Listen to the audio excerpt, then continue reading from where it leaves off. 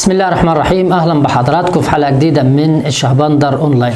الحقيقه بعد صدور قرار المهندس احمد سمير وزير التجاره والصناعه باسماء الاعضاء المعينين للغرف التجاريه على مستوى الجمهوريه، هتبدا غدا الاحد طبعا الغرف التجاريه في عقد جلسات الاجرائيه لتشكيل هيئات مكاتبها، وده طبعا البيان اللي اصدره الاتحاد العام للغرف التجاريه النهارده، على أن تنتهي الغرف التجارية يوم الثلاث، يعني الحد والاثنين والثلاث تشكيل هيئات مكاتب الغرف التجارية، والخميس هيكون تشكيل هيئة مكتب الاتحاد العام للغرف التجارية.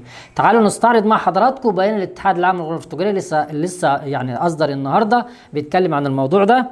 البيان قال انه بناء على قرار المهندس احمد سمير وزير التجاره والصناعه بتحديد اسماء المعينين بمجالس ادارات الغرف التجاريه بالمحافظات، ودعوه مجالس ادارات الغرف بكافه المحافظات لانتخاب هيئات مكاتبها في موعد غايتها الثلاثاء 15 اغسطس الجاري. بدأ طبعا أمناء عموم الغرف بإصدار دعوات لأعضاء مجالس إدارات غرفهم المنتخبين والمعينين لجلسة الإجراءات التي يتم بها انتخاب رئيس الغرفة وهيئة المكتب المكونة من نائب أول ونائب ثاني وسكرتير وأمين صندوق وأمين صندوق مساعد، وكذلك طبعا اختيار الممثل الإضافي في الاتحاد العام للغرف التجارية لغرفتي القاهرة والإسكندرية.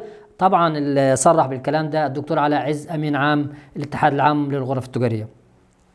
وطبعا ذكر البيان ان الاجتماعات طبقا لقرار الوزير تبدا من الاحد وتنتهي يوم الثلاثاء، ليتم دعوه رؤساء الغرف المنتخبين والست اعضاء المعينين بالاتحاد والممثلين الاضافيين لغرفتي القاهره والاسكندريه يوم الخميس الموافق 17 اغسطس لانتخاب رئيس الاتحاد وهيئه المكتب المكونه من نائب أول ونائب ثاني والسكرتير وأمين الصندوق وأمين الصندوق المساعد.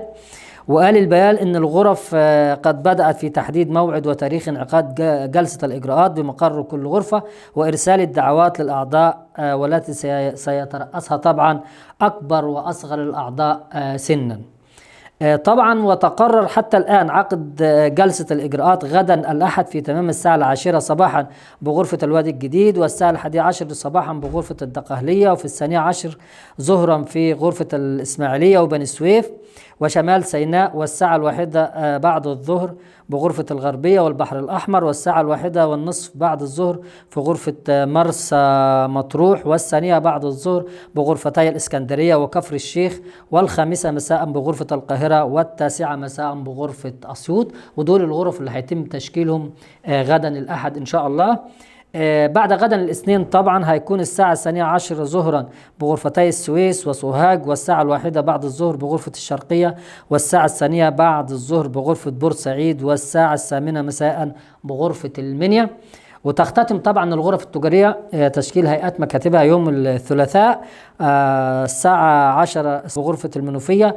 وطبعا باقي الغرف هيتم يعني هنعلن عنها اولا باول، هو تقريبا هيبقى باقي 9 غرف لسه لم يتم اعلانهم حتى الان.